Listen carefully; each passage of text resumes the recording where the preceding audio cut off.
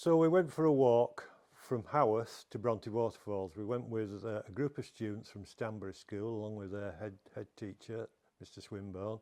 We were out there to explore the local environment and see if we could figure out how the valley had actually formed.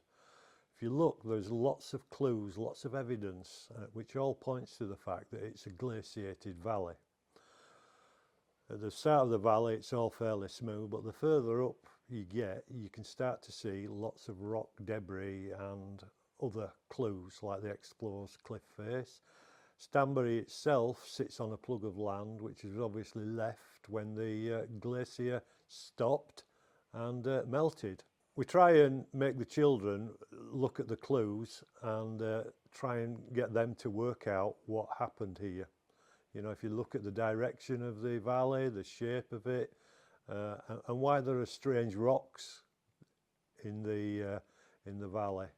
When we actually look at it, that actually informs the type of agriculture that we would find typically in the Haworth Valley. Typically that would be sheep.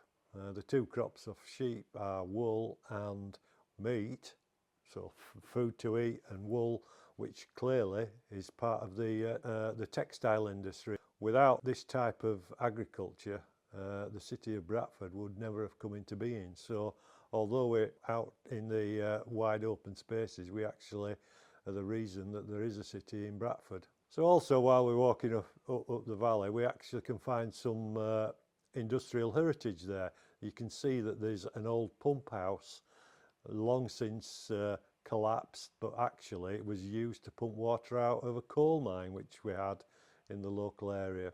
Lots of coal round and about, not in huge quantities or anything like you might find in a huge pit, but enough for the local economy. So if you have a look around, you can see there are lots of fossils and other clues that date back millions of years. What we're finding these days is that access to this valley is now makes it a tourist destination, and as you can see, we've probably bumped into lots of different people from all over the world. On one walk we saw some deer and some red kite had moved into the area, so it works for everybody working together in peace.